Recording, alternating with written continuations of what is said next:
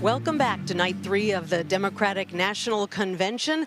Democratic Senator Brian Schatz of Hawaii joins me now. Senator Schatz, it's so good to see you. You said something really interesting the other day. You said winning and losing feels the same until the end. We're 1 month into the Harris nomination. Can you tell whether you're winning or losing? It sure feels like winning today. This is a good week. I've been to now 4 conventions. This feels a lot like '08 in Denver with Barack Obama. I think one of the differences is that, when it was Obama, it was almost this messianic fervor about his individual talent and leadership. This feels more like a team effort. This feels like, a friend of mine used to say, a movement is faith in strangers. And I feel like from all across the country, we're starting to have faith in strangers again. So we feel good. We're having fun. We have a long way to go, but I'd rather be us than them. It can sometimes be hard at these conventions to tell whether all of the excitement in the arena is translating out in the country, is translating in states like yours, in Hawaii, which is overwhelmingly Democratic. Can you get a sense at this early point about whether there's more excitement about Harris than there was about Biden, and whether that's going to translate into action? I think there's a couple of things. First, we watched the polling and it's been improving. But also the feeling is incredible. We've had a couple of tough conventions where there were real fault lines in the Democratic Party. And it's not like we all agree on everything now, but I think we all agree on the main thing, which is that we've got 77 more days to fight for freedom. And I also think that launching from this position gives us, I think, we just feel like we're on a rocket ship right now. Lots of bad things can happen in the next 77 days, and we have to brace ourselves for that. But I would certainly rather be the campaign with momentum.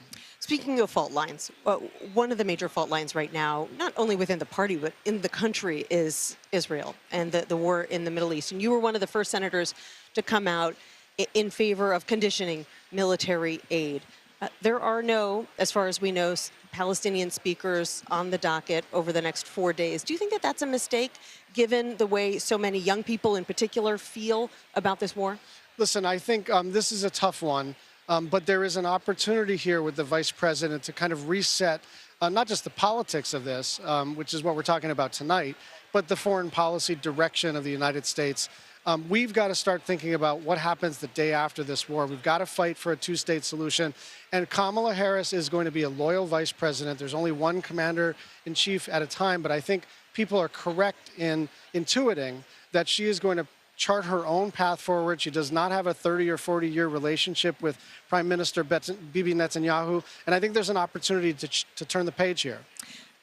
You and one of your good friends in the Senate, Chris Murphy of Connecticut, have been doing these videos that you're posting on social media where you talk about various issues, looking to, convey your positions to the party and also explain to particularly younger voters where Kamala Harris stands. Let's take a listen to a clip and then we'll talk about it.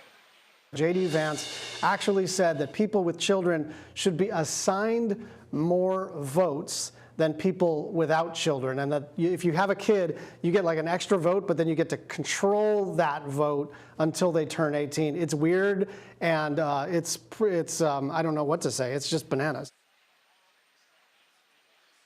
So where did the idea for these videos come from? What are you trying to accomplish? Well, we were texting each other about how we could kind of elevate, I think, some of JD Vance in particular. He's got weird ideas. He's your Senate colleague. He's my Senate colleague, and we've had pleasant interactions on a human level, but that's got nothing to do with this. I'm not calling him personally weird. I think it is actually a weird idea to say that if you have children, you get more votes than if you don't have children. And that's not the only weird idea he's got. And I think one of the reasons that I think the Republican Party is having difficulty connecting with the mainstream is that JD is kind of in an internet bubble of people who agree with him all the time. And it's kind of the first person who's been a major party nominee for vice president or president who seems to not understand that there are people outside of his little internet bubble that find all of those ideas to be not just weird, but abhorrent and offensive.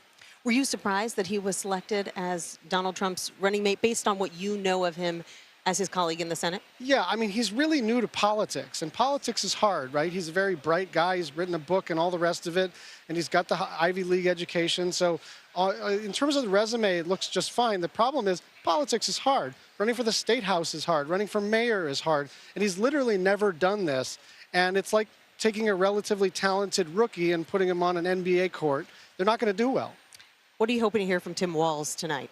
Well, this man is aggressively normal, and I think that's his strongest selling point. He is a relatable human being, but it's not just that. Like at some point, people were wondering whether this is like, it's a normal guy shtick. He actually is a normal human being. He is a football coach. He is a teacher. He is a father. He is a veteran. But he's also got this incredible record of democratic governance, right? He passed all of these incredibly important and popular policies once the Democrats won the trifecta, the House, the Senate, and the governorship in Minnesota. So it provides a model to tell the people across the country, what will we do with power? We're going to enshrine Roe. We're going to move forward with climate action. We're going to take care of children and families. And I think it's a little less scary when we describe it in those terms. None of these propositions are radical. All of them poll very well, and all of them are going to motivate not just our base voters, but a lot of swing voters who want people to be taken care of by their government. I've never heard aggressively normal used as a compliment, but I definitely get what you're going for in this case. Senator Brian Schatz of Hawaii, thanks so much for joining us this evening. Thank you. Appreciate it.